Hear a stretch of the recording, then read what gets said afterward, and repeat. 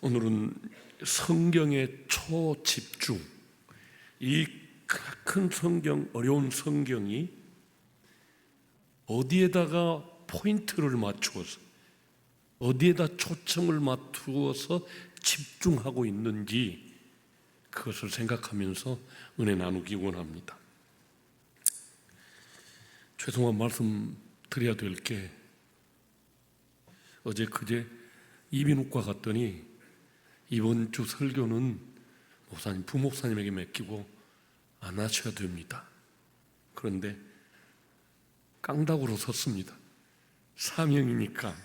그랬더니 많이 좋아졌습니다. 오늘 서한영 장로님한테 부탁해서 도저히 내가 노래가 안 나오니까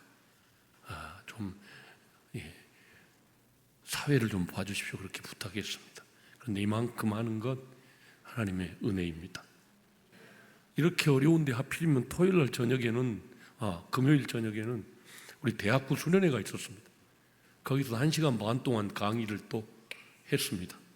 처음에는 전부 목소리가 안 나오는데 반쯤 가니까 목이 풀리기 시작했고, 하나님의 은혜로 오늘 설교단에 서게 됐습니다.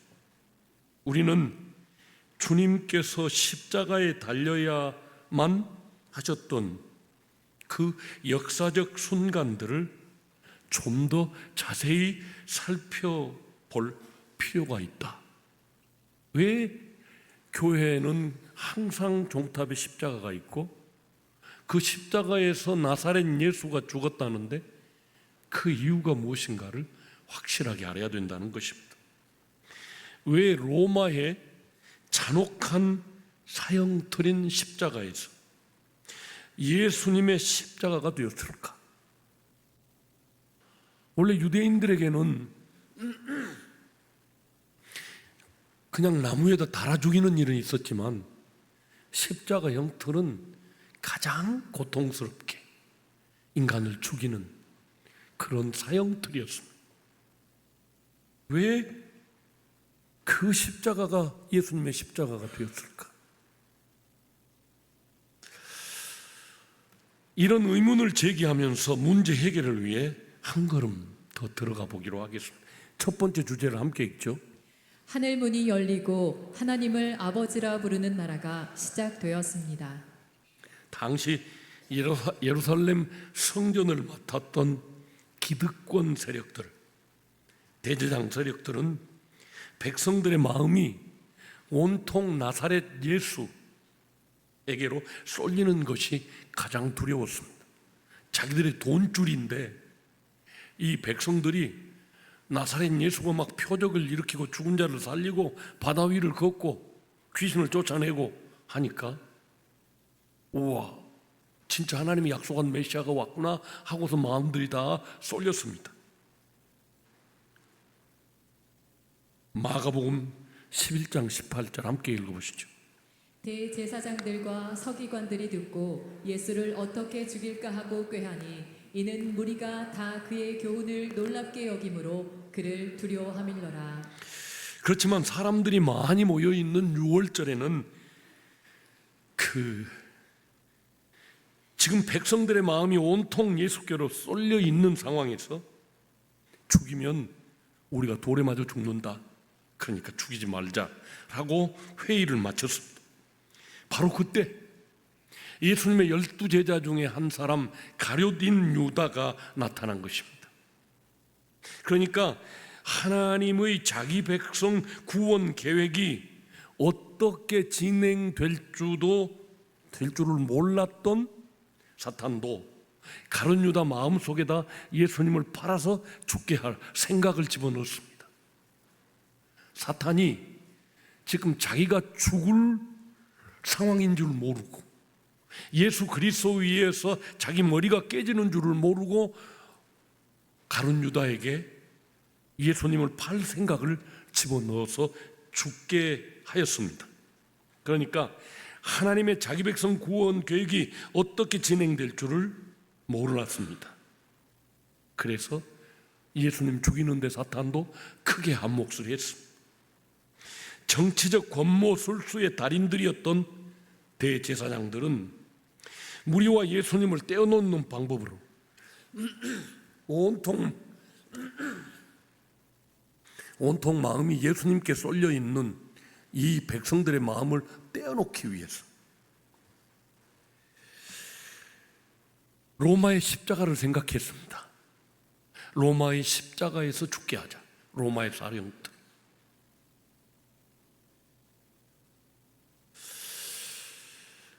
예수님을 로마의 정치범으로 몰아 로마의 사형틀에 십자가에서 죽으면 감쪽같이 자기들이 죽이지 않고 로마 나라가 이 사람을 죽였다, 자기들의 백성들로부터 오해를 받지 않을 것이기 때문이었습니다. 세계 각지로부터 온 유대인들의 11조를 비롯한 헌금으로 엄청난 부를, 당시 세계에서 가장 부유했던 그런 부를 축적했던 성전 맡은 자들은 가룟 유다를 돈으로 매수했습니다. 너 돈 줄 테니까 예수가 어디 숨어 있는지, 어디서 모이는지 그리로 우리를 인도하라 했습니다. 예수님을 로마의 정치범으로 몰아 그렇게 십자가에서 죽이고 싶었습니다. 또 밖에 나가보니까 그렇게 예수님을 따르던 사람들 무리가 십자가에 못 박으소서, 십자가에 못 박으소서 하고 막 외치는 것이었습니다. 군중 속으로 간첩들을 집어넣어가지고 예수를 십자가에 죽여야 된다, 로마의 정치범이다라고 소리를 치면서 막 그 군중 사이에서 하니까 군중 심리에서 다 몰려서 예수를 십자가에 죽이자라고 외쳤던 것입니다. 돈을 받고 예수를 십자가에 못 박으소서라고 외치는 소리꾼들이 그 속으로 들어갔던 것입니다. 다음은 당시 총독이었던 로마의 총독 빌라도입니다. 사실 잘 생각해 보면 이 빌라도도 그리고 사형을 집행한 로마의 군인들도, 무덤을 지키던 군인들도 철저하게 대제사장 세력들에 의해서 돈으로 매수당한 사람들이었습니다. 빌라도는 사실 예수님의 십자가 처형을 원치 않았습니다. 그는 이미 정보원들을 통해 예수님을 처형하려고 하는 종교 지도자들의 속임수를 알고 있었습니다. 대제사장 세력들의 시기로 죽이려 한다는 사실을 첩보를 받았습니다. 다만 이 종교자들에 의해 매수된 군중들의 외침에 밀려 온 군중이 예수를 십자가에 못 박아서 소리를 치니까 이러다 반란이 일어나면 그 반란군에 의해서 우리가 죽겠구나 하는 두려움이 생겨서 그러면 너희들 알아서 해라 라고 내어 주었던 것입니다. 그러나 어떤 인간들의 악함마저도, 이런 인간들의 죄악마저도 하나님은 그것을 선용하셨습니다. 모든 인간을 구원하시려는 마음, 예수는 십자가에 죽어야, 그분이 인류의 죄를 짊어지고 대신 십자가에서 죽어야 모두가 구원을 받는다 라고 하는 이 하나님의 계획, 바꿀 수가 없었습니다. 그래서 그 저주스러운 십자가마저 하늘 가는 좁은 문, 하늘 지성소로 들어가는 문을 만들어 주었습니다. 예수 십자가, 예수님의 몸을 찢어서 하늘 가는 밝은 길을 열어놓고 그리로 나오는 모든 사람들은 하나님의 백성을 삼겠다는 것입니다. 이 십자가 하늘 지성소로 들어가는 길로 성부 하나님께서 계획하셨다는 것을 성자 하나님 예수님도 아셨습니다. 함께 읽어보시죠. 이틀이 지나면 유월절이라 인자가 십자가에 못 박히기 위하여 팔리리라 하시더라.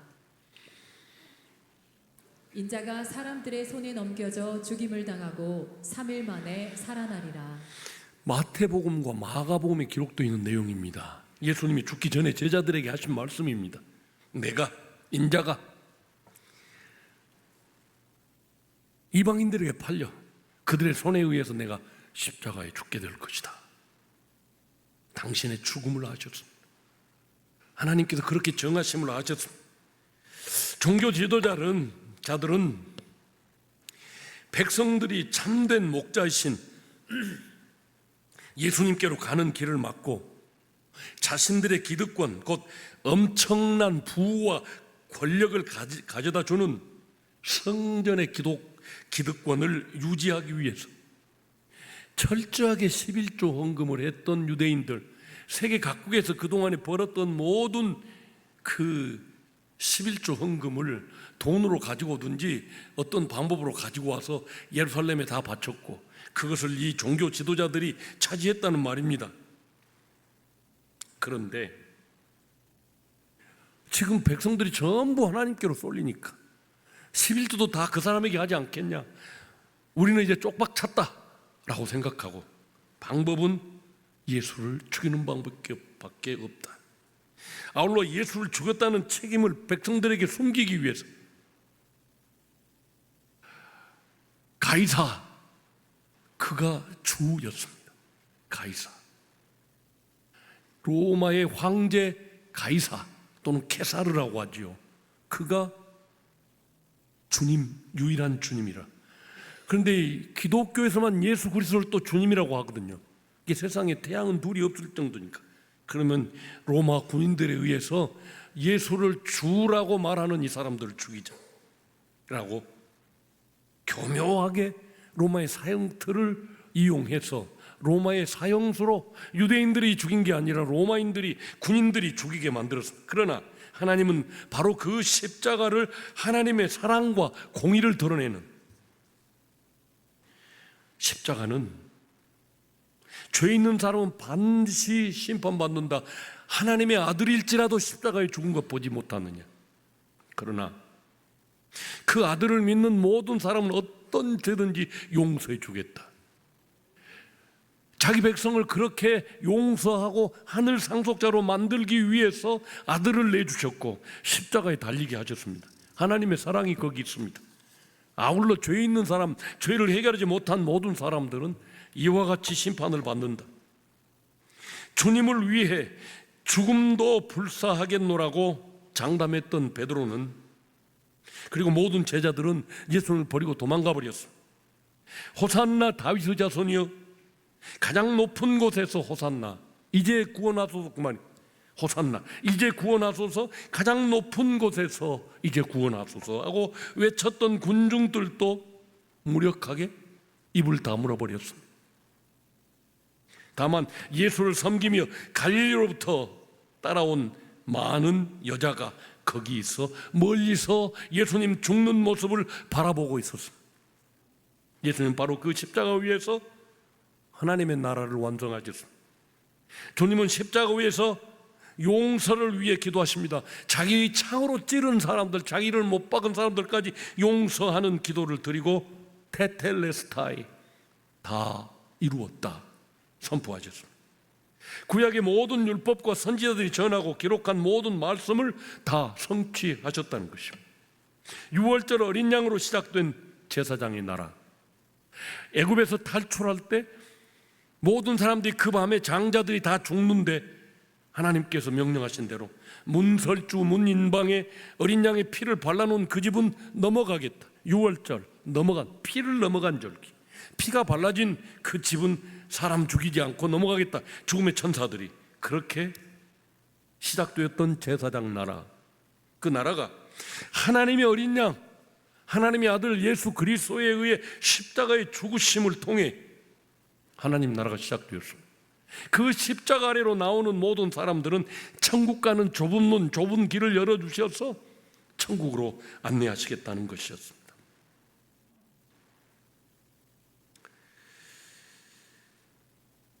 두 번째 주제를 함께 읽겠습니다.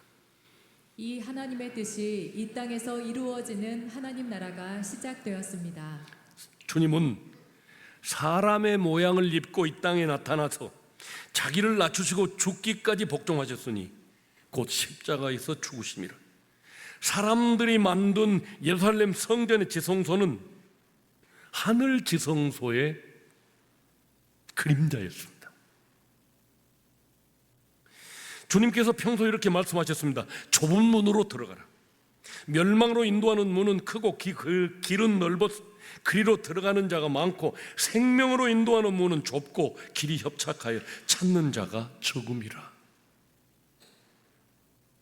주님께서 말씀하신 그 좁은 문이 바로 십자가로 통하는 하늘 지성소문이었습니다. 늘 말씀드립니다. 하늘 세계가 있습니다. 영적 세계가 있고, 그리고 육을 입은 사람들이 사는 세계가 있습니다. 이렇게 평행선으로 진행되고 있습니다. 그런데 인간만 유일하게 하늘 세상과 땅 세상을 공유할 수 있는 존재, 하늘에도 들어갈 수 있고 땅에서도 왕노릇할 수 있는, 원숭이가 하나님께 가서 기도하는 법이 있겠습니까?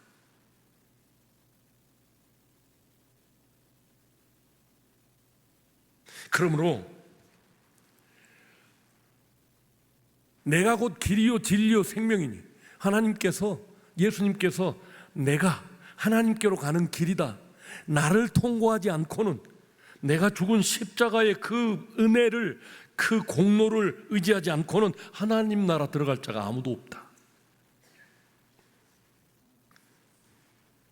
주님께서 말씀하신 그 좁은 문이 바로 십자가로 통한다는 것입니다. 그리스도께서는 대제사장으로서 손으로 짓지 아니한 것, 곧 이 세상에 창조하지, 이 세상 창조에 속하지 아니한 더 크고 온전한 장막으로 말미암아 오직 자기의 피로 영원한 속죄를 이루사 단번에 성소에 들어가셨느니라. 함께 읽겠습니다.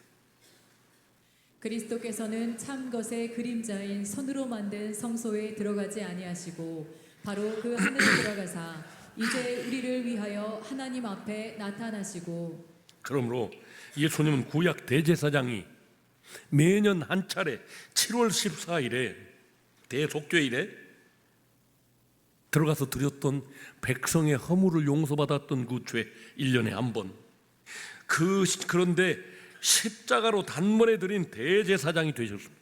지금까지는 짐승의 피를 들고 하나님께로 가서 용서를 받았지만 그것은 다 그림자요, 임시방편이요. 이제는 죄가 전혀 없는 하나님의 아들의 피를 바쳐서 십자가에 들이신 그 제사로 영원한 대제사장이 되셨습니다. 그러므로 십자가 지성소는 손으로 짓지 아니한, 이 창조에 속하지 아니한 것이었습니다. 솔로몬이 지은 예루살렘 성전, 거기가 유일하게 하나님께로 나가는 길이었는데 그 십자가 지성소의 그림자에 불과했을 뿐입니다. 그러므로 하나님께서는 그 십자가를 통해 숨겨졌던 수많은 비밀의 계시, 구원의 비밀을 알려주셨습니다. 인간이 구원받아서 하늘을 상속받아서 영원히 죽지 않고 살 수 있는 곳, 그곳 들어가는 방법은 오직 십자가를 통해서만 들어갈 수 있다. 그래서 예수님이 내가 곧 길이요 진리요 나로 말미암지 않고는 아버지께로 올 자가 없다 하셨습니다. 천사들마저도 알 수 없어서 궁금했던 하나님의 구원 계획, 하나님이 저렇게 사랑하시는 분이고 그 백성들을 그렇게 사랑하시는 분인데 죄로 말미암아 다 망해가고 있는데 저 백성들을 하나님이 도대체 어떻게 구원하실까? 천사들이 궁금했습니다. 사탄도 그 방법을 몰랐습니다.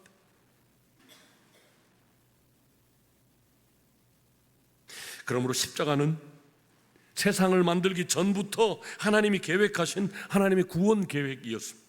함께 읽겠습니다.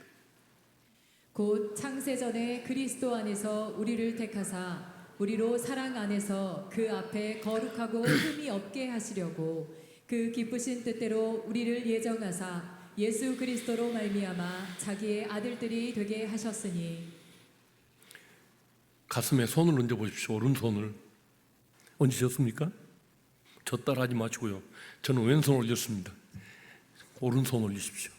나는 하나님의 아들이다. 천국에서는 남녀 따로 없이 다 아들이랍니다. 다시 한번 나는 이래봬도 하나님의 아들이다. 하나님께서 우리를 얼마나 사랑하셨는지, 자기 아들을 내어주셔서 우리가 달려야 할 십자가의 저주에 달려 죽게 하시고, 그리고 우리는 불러서 하나님의 아들의 자리에 세워주셨습니다. 그럼 우리는 언제든지 예수 그리스도의 이름으로 하나님 앞에 나가서 기도할 수 있습니다. 예수님 이름으로 내가 하나님의 아들 자격으로 주님 앞에 나왔습니다. 내 원통한 마음을 좀 들어주세요. 내 상처를 좀 씻어주세요. 회복시켜주세요. 기도하면 금방 응답받을 줄로 믿습니다. 그러므로 하나님은 창세전에 예정하신 자기 백성을 구원할 계획을 세워두셨습니다. 그 누구도 만들 수 없는 좋은 율법과 성전을 주셔서 앞으로 주실 성령의 생명의 복음, 곧 복음을 주셨습니다. 다시 말씀드립니다. 여러분 그냥 알 수 있을 거예요.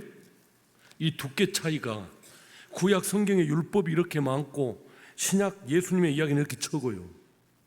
근데 이 많은 하나님의 놀라운 법, 당시 사람들로는 쓸 수도 없는 가장 도덕적이고 고상한 하나님의 법, 이 구약 성경 모세 율법이 쓰여질 때 다른 그 동네, 다른 더 큰 나라에서 쓰는 법들이 있어요. 이 법전들을 보면은 정말로 참혹하고 사람을 막 잡아서 인신 제사를 드리고 하는 그런 법이 써졌는데, 이 율법은 지금 봐도 누가 따라 쓸 수 없는 그런 고상한 법을 하나님께서 그 백성들에게 주셨습니다. 그리고 그것을 통해서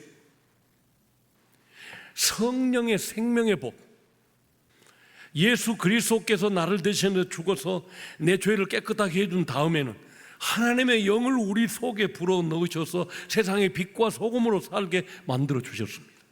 나도 모르는 사이에 우리 가문이, 자녀들이 잘되게 만드는 길로 인도하시는 그 복음을 우리에게 주셨습니다. 그러므로 이제 우리는 하나님의 그 계획에 따라 예수님의 십자가와 부활을 통해 하나도 남김없이 다 듣고 배웠으니, 이처럼 창세전에 가지고 계셨던 인간을 위한 최고의 구원 계획을 주님께서 오셔서 다 이루셨습니다. 여기서 우리는 하나님께서 자기 백성을 얼마나 사랑하는지 알아차려야만 됩니다. 자, 이제 같이 읽겠는데요, 하나님이 나를 얼마나 사랑하시는지를 생각하면서 읽겠습니다. 우리가 아직 죄인 되었을 때에 그리스도께서 우리를 위하여 죽으심으로 하나님께서 우리에 대한 자기의 사랑을 확증하셨느니라. 우리가 아직 죄인 됐을 때에, 또 다른 성경에는 우리가 하나님과 원수 되었을 때에 원수인 나를 위해서 아들을 내어주시면서 너는 내 아들이다 영접해 주셨답니다. 그래서 얼마나 하나님이 우리를 사랑하시는 줄을 보여주셨답니다. 그런데 여기 로마서에 있는 이 내용뿐만 아니라 구약 성경에 이 하나님의 구원 이야기를 많이 기록해뒀어요. 하나를 제가 추려서 소개하겠습니다. 오래전 예수님이 오시기 약 2000년 전 아브라함을 통해서 당신의 사랑 이야기를 기록해 두셨습니다. 그가 100세의 아들을 얻었습니다. 그렇게 사랑했던 독자 이삭을 모리아산에 가서 바쳐라. 지금 예루살렘에 있는, 예루살렘 성전이 있는 그 산이 모리아산이에요. 거기다가 성전을 지었어요. 거기다가 바쳐라. 사흘 동안 걸어서 그 장소로 가야 된다. 가서 100세에 얻은 아들이지만 장작을 올려놓고 딱 묶어서, 그때 아들 이삭의 나이는 한 25살 정도, 아버지는 125살 정도. 이삭이 밀어버리면 아버지가 넘어질 수밖에 없죠. 그런데 아버지가 하라는 대로 묶여서 그 장작 위에 불태워서 제사 드리기 위해서 누웠습니다. 그렇지만 아브라함의 마음을 누구보다도 잘 아시는 아버지 하나님께서, 그래, 네가 끝까지 내 말에 순종하는구나, 네가 그렇게 사는 독자 아들을 대신해서 내가 준비한 재물이 있다. 옆을 봐라. 보니까 숫염소 한 마리가 머리가 숯불에 걸려서 낑낑대고 있었습니다. 그걸 갖다 제사 드리라 하면서 따라서 하실래요? 나는 여호와 이레 너를 위해 재물을 준비한 분이다. 이 말은 무슨 이야기일까요?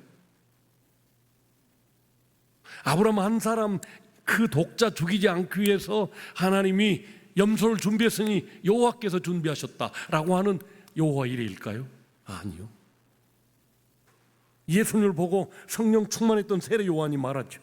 보라, 세상 죄를 지고 가는 하나님의 어린 양이로다. 너는 내 아들을 묶어서 제사 드릴 준비까지는 했지만 죽이지는 않았지 않냐. 나는 내 아들을 십자가에서 죽게 하겠다. 이 하나님의 사랑 이야기를 쓰기 위해서 하나님은 아브라함에게 네 아들 데리고 가서 제사 드리라 말씀하셨지, 진짜로 하나님이 사람을 잡아서 제사 드리라고 말씀하지 않으셨습니다. 함께 읽겠습니다. 하나님의 사랑이 우리에게 이렇게 나타난 바 되었으니 하나님이 자기의 독생자를 세상에 보내심은 그로 말미암아 우리를 살리려 하심이라. 세 번째 주제 함께 읽겠습니다. 모리아산 제사를 통해 하나님께서 나타내시려는 계기가 무엇일까요? 순종한 아브라함을 당신의 벗이라, 나의 친구다라고 부르면서 당신의 이름을 여호와 이레라고 가르쳐 주셨습니다. 여호와께서 준비하시리라. 누구를 준비한다고요? 하나님의 어린 양, 진짜 인간들을 위해서 죽어야 할 대신 죽을 인간, 죄 없는 한 사람, 하나님의 아들 예수 그리스도를 내가 이 땅에 보내겠다라고 말씀하고 계시는 것입니다. 2000년 후 하나님께서는 당신의 독생자를 갈보리 산 십자가 위에 번제로 드리셨습니다. 하나님의 사랑이 우리에게 이렇게 나타난 바 되었으니 하나님이 자기의 독생자를 세상에 보내심은 그로 말미암아 우리를 살리려 하심이라. 함께 읽어볼까요? 시작. 하나님의 사랑이 거기 예. 하나님의 사랑이 우리에게 이렇게 나타난 바 되었으니 하나님이 자기의 독생자를 세상에 보내심은 그로 말미암아 우리를 살리려 하심이라. 하나님의 독생자, 독자, 아들이 왜 세상에 오셨다고요? 우리를 살리려고, 나를 살리려고. 이처럼 예수님을 통해 자기 백성을 살리고자 하심은 한없이 많은 하나님의 사랑 때문이었습니다. 반드시 우리는 죄를 지었으니까 죽어야 마땅하지만 죄 지은 사람으로서 반드시 사망에 이르러야 하지만 그 인과율을 뛰어넘는 하나님의 사랑으로 그 아들을 우리 대신 십자가에 내어주셨습니다. 사랑은 여기 있으니 우리가 하나님을 사랑하는 것이 아니요 하나님이 우리를 사랑하사 우리 죄를 속하기 위하여 화목제물로 그 아들을 보내셨습니다. 내가 십자가에 달려 마땅한데 당신의 아들을 내놓는 이런 아버지가 어디 있겠습니까? 주님께서 이 위대한 하나님의 구속 계획을 다 이루기까지 예수님 주변 사람들의 헌신이 있었습니다. 그것을 기억하여 우리를 향하신 하나님의 계획을 알고 하나님의 구속 사역에 우리도 동참해야 되겠습니다. 예를 들면 가난한 나사렛의 목수 요셉, 그리고 큰 부자 아리마대 사람 요셉, 이름이 같습니다. 이들이 헌신이 있었습니다. 먼저 예수님의 아버지 요셉은 하나님의 요청을 받고 기꺼이 순종한 사람입니다.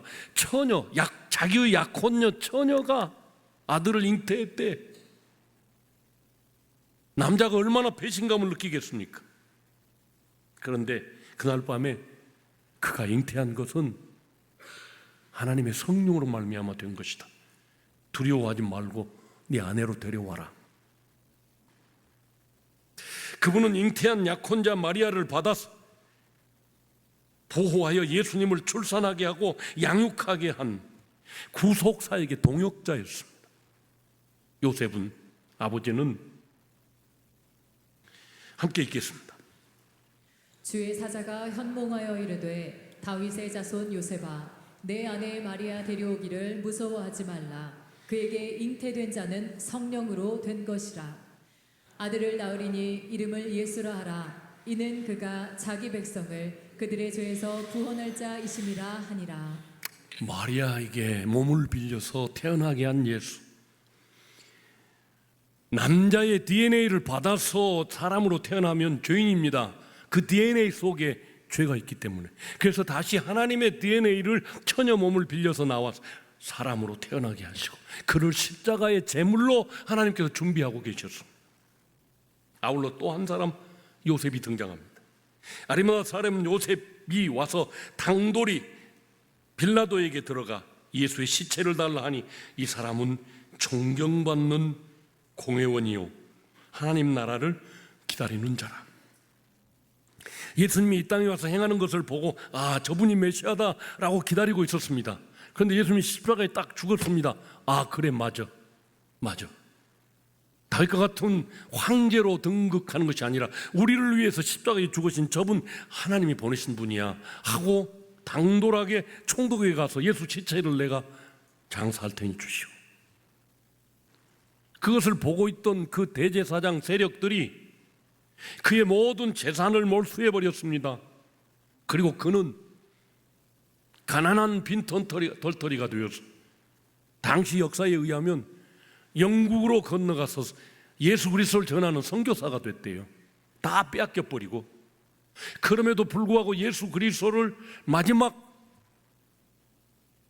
모셨던 그 죽음을 위해서 자기 무덤을 내놓았던 그런 분이었습니다. 먼저 예수님의 아버지 요셉은 하나님의 요청을 받고 기꺼이 순종한 사람입니다.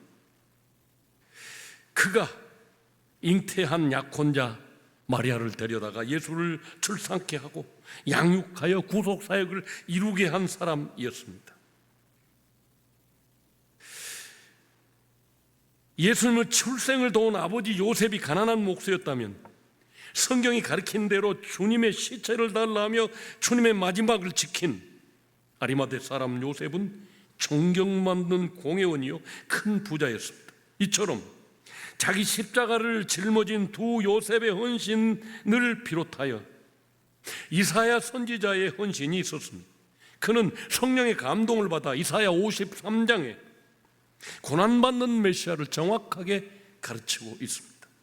성경이 메시아가 짊어져야 할 인류 구속의 십자가에 초집중하고 있다라고 하는 걸 잘 보여주었습니다. 이사야 53장을 정리해 보면 하나님의 구원 계획이 십자가에 집중되어 있음을 알 수가 있습니다. 함께 읽겠습니다. 그가 찔림은 우리의 허물 때문이요 그가 상함은 우리의 죄악 때문이라. 그가 징계를 받음으로 우리는 평화를 누리고 그가 채찍에 맞음으로 우리는 나음을 받았도다. 그는 강포를 행하지 아니하였고 그의 입에 거짓이 없었으나 그의 무덤이 악인들과 함께 있었으며 그가 죽은 후에 부자와 함께 있었도다. 이처럼 이사야 선지자는 성령에 이끌려 이 십자가의 대속의 죽음이 이루어진 지 그러니까 700여 년 전에 예수님이 십자가에서 죽기 700여 년 전에 이사야가 이 말씀을 기록했습니다. 아울러 부자요 채찍에 맞아 상하고 못에 찔리며 포악한 죄인들과 함께 십자가에 달리실 것을 내다보고 있었습니다. 찔리고 매맞아 상하고 아울러 부자 요셉이 주님의 시신을 거두어 자신을 위해 파놓은 무덤에 장사할 것까지 내다보았습니다. 죽었을 때 그가 부자의 무덤에 묻히게 될 것이다. 아울러 주님은 십자가 앞에서 갈피를 잡지 못하고 이리저리 방황하고 도망치는 제자들을 만나 주셨습니다. 이 부활의 주님을 통해 성경의 십자가에 대한 초집중이 확실하게 드러나고 있습니다. 함께 읽겠습니다.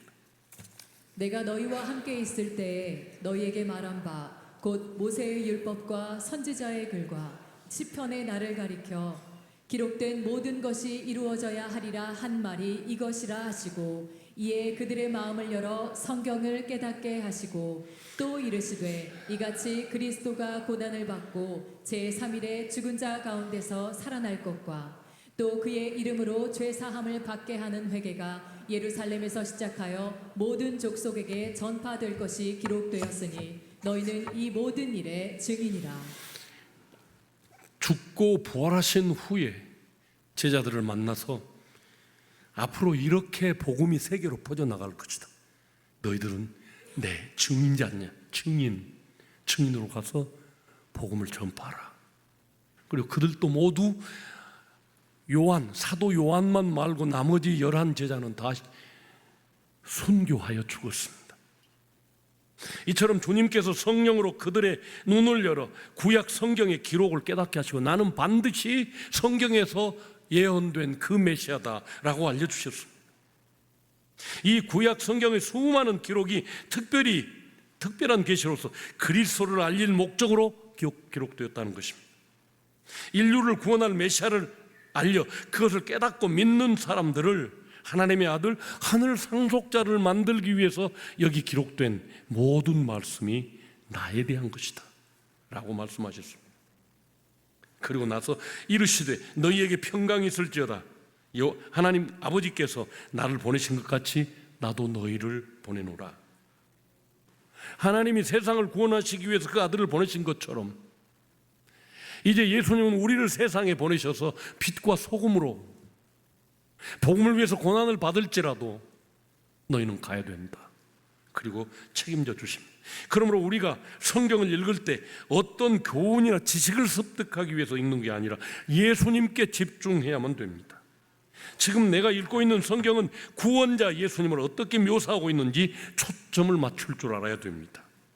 이제 주님께서는 유대 한 민족의 범위를 훌쩍 넘어 모든 민족을 위해 제자들을 파송하고 있습니다. 이르시되 너희에게 평강이 있을지어다. 아버지께서 나를 보내신 것 같이 나도 너희를 보내노라. 그러면 우리가 이제 취할 행동이 분명해졌습니다. 우리는 성경이 초집중하고 있는 십자가를 전해야 할 사명을 받은 사람들입니다. 성부 하나님께서 성자 하나님을 파송하신 것처럼 성자 하나님은 저와 여러분을 세상으로 파송하십니다. 그러므로 낙도를 가든지 필리핀 단기 선교를 가든지 이 성경의 초집중을 깨달은 우리들도 예수님의 십자가와 부활을 증언하는 데 집중해야만 됩니다. 내 주변에 누구에게 내가 복음을 전해서 이 구원을 받을 수 있게 할까? 그러면 하나님께서 큰 위로와 능력을 주실 줄로 믿습니다.